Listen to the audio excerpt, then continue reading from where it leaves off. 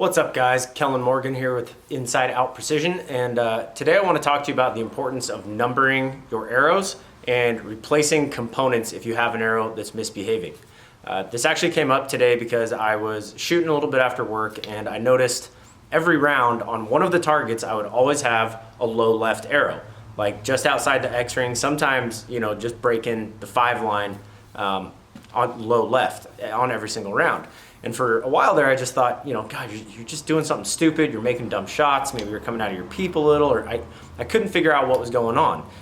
I would really concentrate on each shot, try to make it the best I could. And it's kind of like when you're playing basketball, you shoot that shot and you just know it's good as soon as it leaves your hand.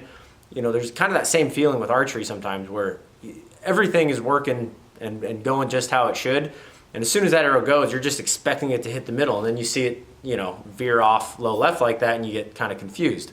And what I realized is that I had not numbered my arrows, meaning, I have 12 arrows. Usually what I do after I build them is I'll take a Sharpie and I'll just number them, 1 through 12. The reason I do that is because if I have an arrow that's misbehaving like that, I want to know if it's the same arrow every time. Or if it's just me being stupid and making bad shots. So I went back and I numbered all my arrows, and I noticed after a couple more rounds of shooting that my number 2 arrow every single time was low left. And even though I number my shafts, I don't always shoot my number 1 shaft at the number 1 target, number 2 at the number 2 target. You get kind of mixed up in my quiver. I just pull one and shoot it. So even though the target was changing and it was low left on, that same arrow was always low left. So I thought something funky is going on here. And what I realized is that I had not replaced these nocks since I've built these arrows. And I've been shooting these for probably 2.5 months now. When you shoot a lot of arrows, and by a lot I'm talking probably 300 to 500 or more a week, these nocks will weaken over time, and it's not something you're really going to see, and it's so gradual that you don't really notice them getting looser fit on the string as you shoot. It's not like overnight they just spread apart and you go back the next day and it feels completely different than it did the day before. It's a very gradual progression, so you don't notice that the nock is either spreading or weakening, but when they do, it can cause shifts in impact downrange. Now, these are the Deep 6 nocks by Easton. Try and focus on this a little bit.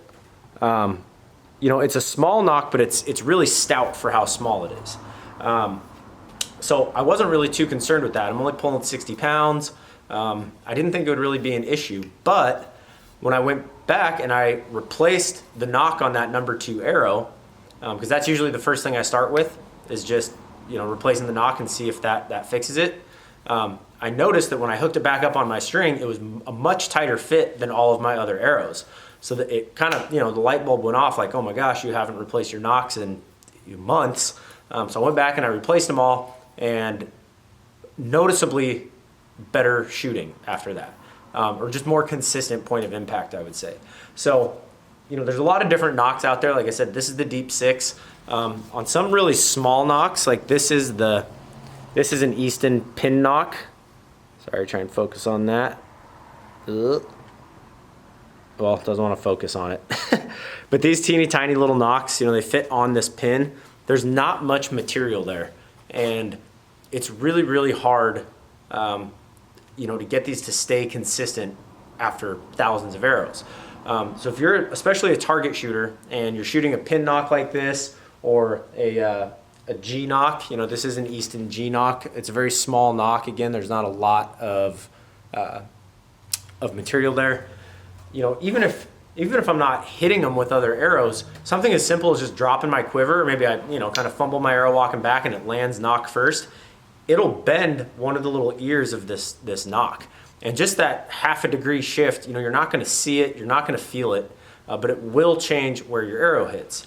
So again, by numbering your arrows, you'll be able to see if it's the arrow every time, or if it's not the same arrow every time. If your number 3 arrow is low left one time and the 5 arrow the next time and a 2 arrow the next time, it's something you're doing. But if it's the same arrow every single time, chances are, I always start with the nock and check that.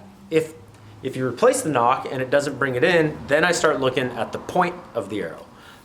These are the These are Super Drive 27s. This is a big, sturdy bullet point here. It's really hard to bend this necessarily, but there are other points out there that are a little bit longer and skinnier. You know, even just hitting a hard target at an angle, like on a 3D course, if it bends that point, or if you have like an insert-outsert system and it bends that outsert a little bit, essentially you're gonna get a wobble in your arrow. There's like, creates a heavy sight on your arrow, and you'll get really inconsistent misses with that. So like I said, if you have an arrow that is misbehaving and you've decided that it's your number 3 arrow, let's say, you know, start by replacing the nock. If you're shooting a pin, I would recommend replacing the pin bushing as well. Because that's something that, you know, outdoor arrows, you're shooting groups, and even if the nock doesn't break, you know, if it skips off that pin and bends it just a little bit, you're gonna see an issue downrange. So replace the nock, replace your bushing, and if it persists, you might wanna consider, you know, replacing that point and see if that brings it in. Like I said, there's a lot of different nocks out there. On most hunting arrows, the nocks seem to be a lot stouter. So like this, for example, this is the X nock from Easton. Really sturdy nock. But I've even seen these nocks with high poundage bows, guys that are pulling 80 plus pounds, and you know, 29, 30, 31 inch draw lengths. These will actually start to spread over time. So there should be just a nice little U shape right at the bottom there. That does want to focus. Should just be a nice round little U at the bottom. If you look at that and it's not a U, it actually has a little, like almost like a V shape in the bottom. That nock is starting to spread, and it's just a matter of time till it breaks.